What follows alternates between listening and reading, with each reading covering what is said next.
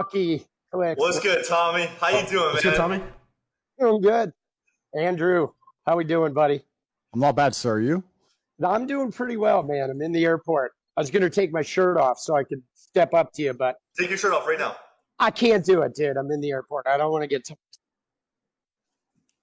Where are you flying? I'm going home. I'm in New York City right now. I'm going back to Oregon. Unfortunate. So So Andrew, he's a big fan of you. He's a pro. He's the oldest pro Fortnite player. I am the oldest pro Fortnite player, indeed. And dude, I have nothing personal against you, Andrew, but He like thinks you're a bitch, though. some of your philosophy, I don't think you're a bitch. I think you're a water boy. Don't switch up. Water boy for patriarchy and capitalism and whatnot, right? And sort of regressive ideas about manhood. And which is why the teenage audience like consumes it so much, you know? You got these young boys that are like grappling with feelings of powerlessness, and you come in and offer them like the ultimate machismo ideas of like how to be a man, but you're so off base, bro. It's like it's tragic, really. So you think that I am inspiring the youth of today, the masculine youth of today, to become men, and you think that's a negative thing? Why? Why? No, I don't think you're inspiring them to become men, because like real men are in touch with their emotions and their vulnerability and don't need to be like wielding and taking power. Real men are self-aware, and you come in offering them like somebody that they can follow, where you want to be like the savior, the guy, the badass.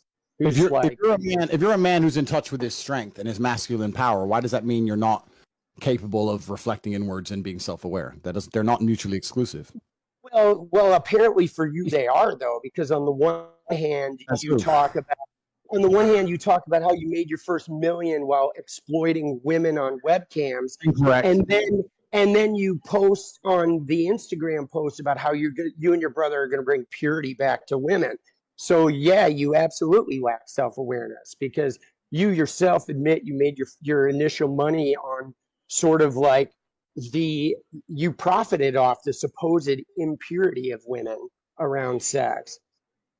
All right. So first thing, the word exploiting is an incorrect use of language, because I've never exploited anyone in my life. Well, let me ask you this. When you made your first million with the women in the webcams, how many of the women who are on those webcams earning for you, how many of them are millionaires now? The ones who made millions are also millionaires. It was 50% each. It was 50. You know what I'm saying? I would argue the point here, sir. I would argue the point here that when a girl worked for me, it was 50-50. If you work for nearly any other business in the world, you do not get 50% of the takings. If you go work at McDonald's and you ring up a register for an hour, you do not get 50% of that register. So that is a lie. Most companies pay you less than 1%. So to sit here and say that I was exploiting people is absolute fallacy. So that's the first thing. It's like... So that's the first fallacy. I've let you talk. Now it's my turn. That's the first fallacy. The second fallacy is this whole patriarchy bullshit you're saying that are outdated ideas of masculinity. Yeah. The idea of patriarchy is not an outdated idea of masculinity. Perhaps in the West, in a declining empire, as we've already discussed on this stream, in an empire which is in absolute decline, you can have men who sit here and think there's absolutely nothing necessary about masculinity in the modern world, and that you don't need to be strong or brave or any of these things. You can sit around and cry and you're still a man. That is not true in most places on the planet. In most places on the planet, men need to be capable and competent, because if they don't, they do not survive. And I'll tell you something now, sir. I'll tell you something else now. You will sit here and talk right now about the patriarchy and how you can be in touch with your feelings and all this bullshit. The second you're physically assaulted or physically threatened, the first thing you do is you call a toxically masculine police officer to turn up with a weapon to protect you, because you cannot protect yourself. You are not against the idea of masculine power. You're not against the idea of men who have masculine imperatives to defense. All you've done is outsource it to someone else to do at the end of a phone call because you're too scared to do it yourself. So you're fucking lying.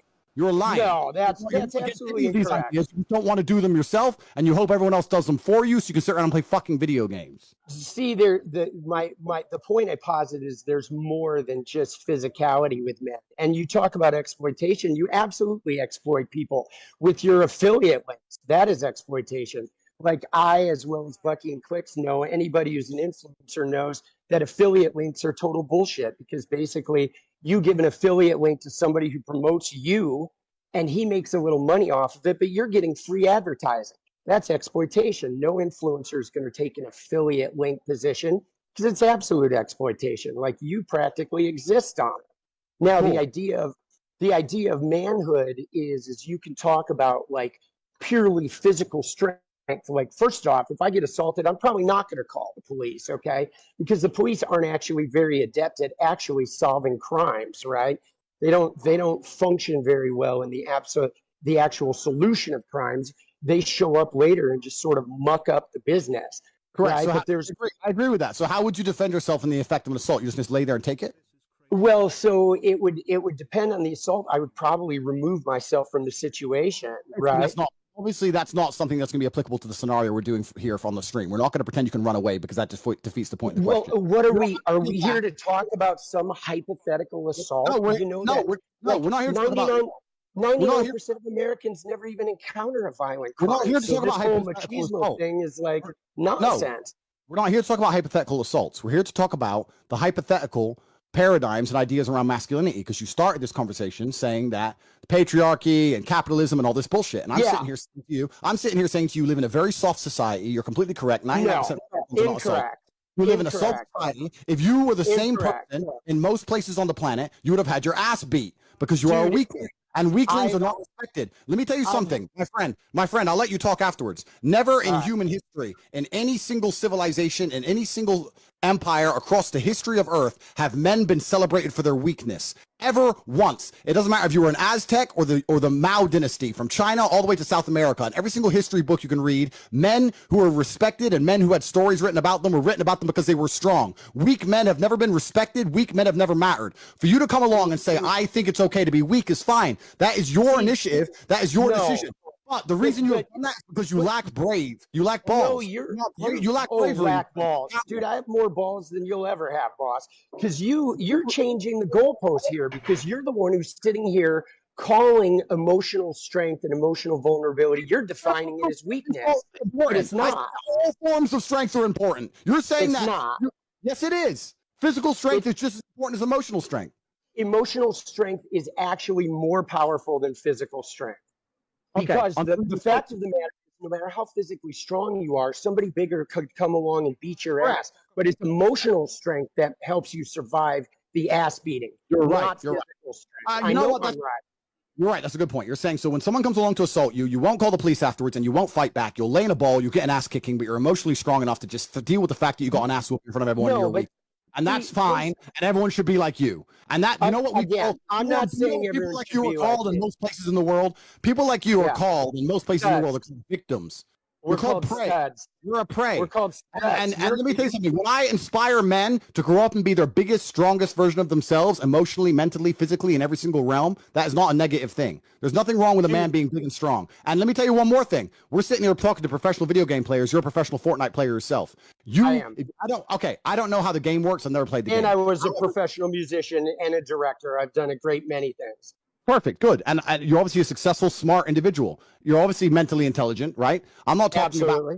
I'm not saying that just because someone's strong that they don't have to be mentally adept. I'm not saying that somebody doesn't have to be emotionally adept just because they're strong. I'm not saying that. I'm saying that physical strength is also an important thing. But let's look at the video game Fortnite, which I've never played. It might be incorrect. But if you have stats on your character, you're going to try and max out your strength character. You're not going to have a character which is weak. Every single person, if they're given a video game character and said choose what statistics you want, is going to click max strength every single time, and then they're going to go back into the real world and pretend strength doesn't matter. Strength does matter. The difference is in the real world, hard to achieve, and because it's hard to obtain, it's the ostrich problem. You don't want to accept that it's hard to do. You don't want to go through the pain to get it, so you want to pretend it doesn't matter. Just because you don't want to go through the bullshit it requires to be a physically dangerous individual does not mean physical dangerous individuals are not respected by society. And I'll tell you one more thing, my friend. One more thing. Right. If me and you were to stand side by side in front of 100 women, in front of 100 fucking police officers, 100 fucking enemies who want to kill us, whatever it is, they would all choose to fuck with you before they choose to fuck with me. Because they'd look at me and I have a certain status and a certain presence which comes from my physical stature. Not just because of my capability, but because of the things I've gone through to become this physical specimen of man. They know I'm not the kind of guy who you really want to mess with. They look at you and go, he is a victim. Because that's what you look like, my friend, and it's your own choice. See, that's just it, though. The only reason they would choose you in that element is because of the patriarchal fucking male-dominated society. Here we fucking go. Here we go. All right. Here's the deal, Andrew. This is fun. No. I'm not done. Name Andrew, listen to me. From history that wasn't patriarchal. Name a society from history that was not patriarchal. See that, listen to me though. That is why people like yourself are bugging and going into hyper mode right now, because society's changing. Society is changing. I'll tell you why, my friend. I'll tell you why we cannot name a single society in history across the entire planet that was not patriarchal. Because patriarchal societies are optimized to survive. When things get difficult, when people are put in survival situations, we naturally revert to our gender roles. I'll tell you something. If we were all on a ship and the ship got shipwrecked, the men would start building and digging and hunting, and the women would start gathering and doing what women are naturally adept at. Because when it comes down to survival, you have to do what you are most competent at. And men are more competent at certain things, and females are more competent at certain things. I'm not all men. Not all men, and not all females. There are many societies are more competitive than any other type of society, because society functions better as a patriarchy. So the reason you cannot name a single society in history that was not a patriarchy is because all of the societies, and I'm sure there were some, which were not patriarchal, were destroyed by patriarchal societies. They were wiped off the face of the planet because they are not competitive. There haven't been any yet. Books to read. They do not have monuments to find. And the point I'm making is that in the harsh reality of ultra competitiveness, only patriarchal societies can survive. So the reason you cannot name one from history is because all the ones that tried this idea that you're trying to purport were destroyed in real time. And in the West, in America, as we stand right now in America, which I wouldn't even call it a patriarchal society because it isn't, because females have more rights under the law than men. Oh my God, bro. They do. And I'm telling you now, are so clueless. As America falls apart and the patriarchy is disintegrated, all that's going to happen is that other countries like Russia, like China, like countries which are still patriarchal, will remain more competitive than the West, and you're not going to fix the world. America's just going to end up a third world shithole. So throwing the fucking patriarchy away is going to fix a fucking thing. You live in a clown world, my clown world.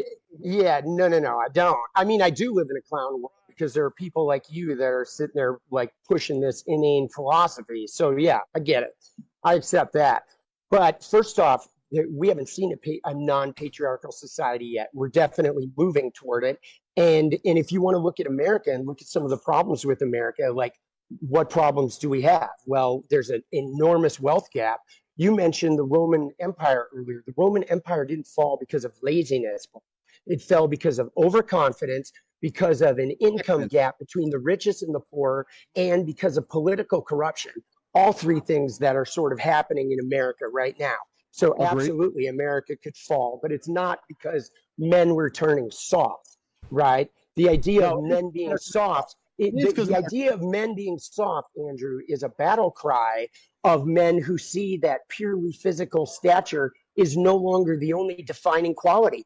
Because like you said, they could line me and you up, and all those brutes like the cops or somebody looking for pure strength would choose you to defend them. But anybody who was from a marginalized group that was looking for an emotional defender, those people would pick me, right? And they wouldn't pick the muscular guy because they know that I have the inner strength to actually have an openness and a vulnerability that can relate to them and that can help them find that empowerment in themselves. I don't want to train people to be cheap. All you know what I mean?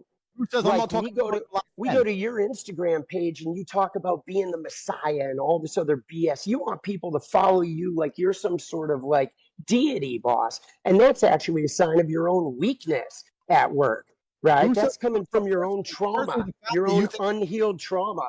Firstly, the fact you think that you're talking to marginalized people more than me, it doesn't even make sense, because I'm talking to groups of people, you're talking to groups of people, and both of them includes marginalized communities. Secondly, the fact that I am actually mixed race, that I grew up in the south side of Chicago with my father. Absolutely. Shows I know more about marginalized communities than you do, because you are as white as they fucking come, and you're sitting there talking about marginalized communities to a marginalized person. Absolutely. Absolutely. But let me ask you, I never woke up and thought, I'm brown, so I had to find this white guy with pink hair to fight for me. I woke up and fought for myself. And that is the point. You know when you fight for yourself when you're a man. That requires all forms of power, whether it be emotional, mental, and physical. You to sit here telling men they should be as weak as possible and sitting around doing fucking nothing is not good for society as a whole. And there's nothing wrong with patriarchal society. I'm not advocating for weakness, but like I'm advocating for people to heal and to heal their trauma, and not use their trauma like you do and then aim it at select groups of people in order to gain power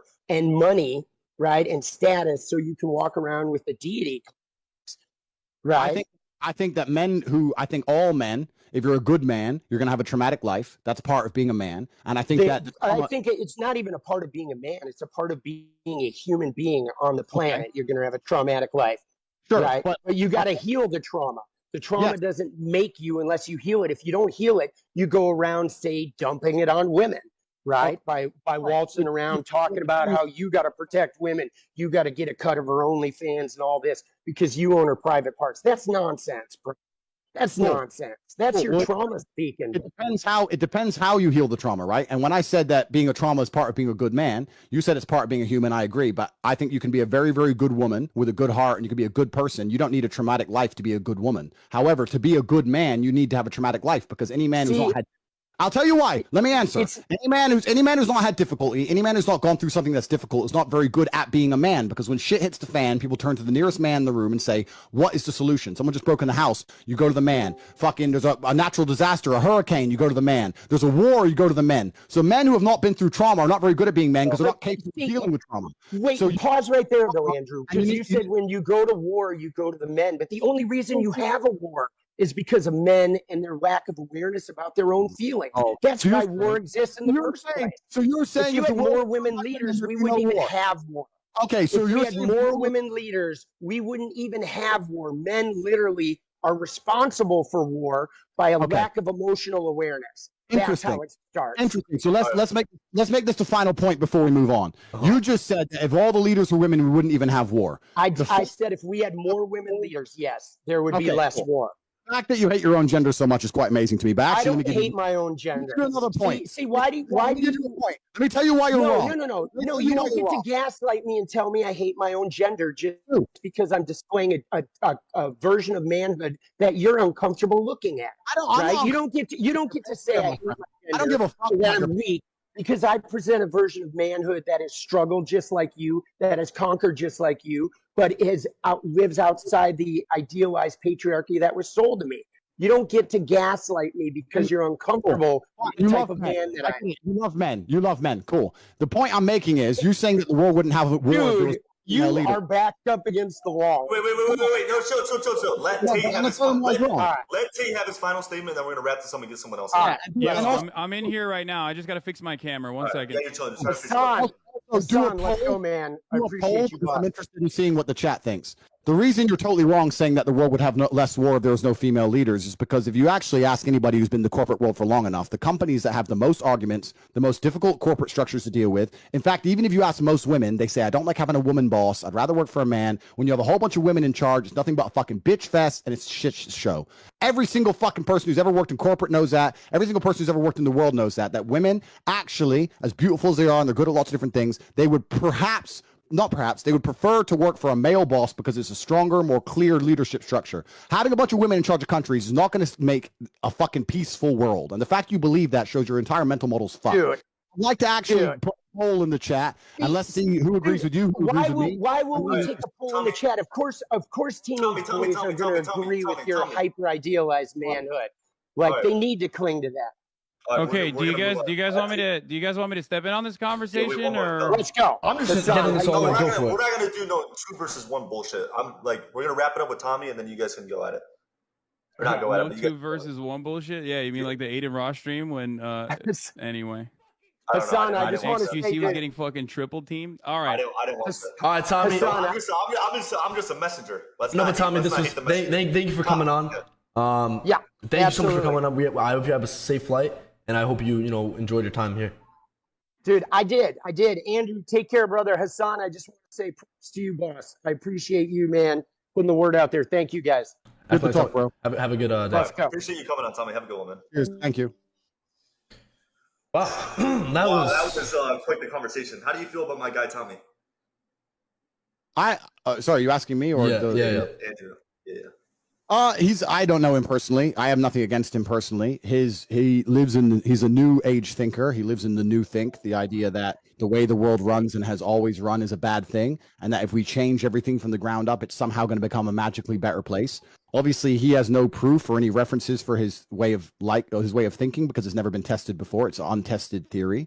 I think that for him to come along and say such blanket statements that if we changed all the world leaders to women, there wouldn't be war is inane and asinine. I think for him to say that a man who's physically strong can't be mentally strong is also stupid.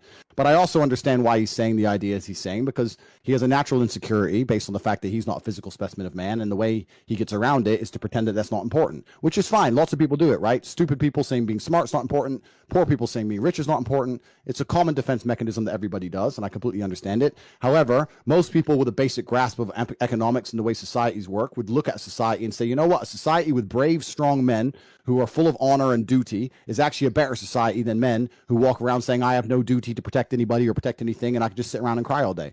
And this theory is being tested in real time, right? America's quickly turning into the latter, and we can see crime rates going through the roof. We can see all the fucking school shooting and all this stupid shit that's happening because men have no emotional control anymore. And that's what's going to happen. It's the society's going to degrade, and the countries where men still stick to their honor and their age-old expected ways of acting, are there going to be a safer societies overall.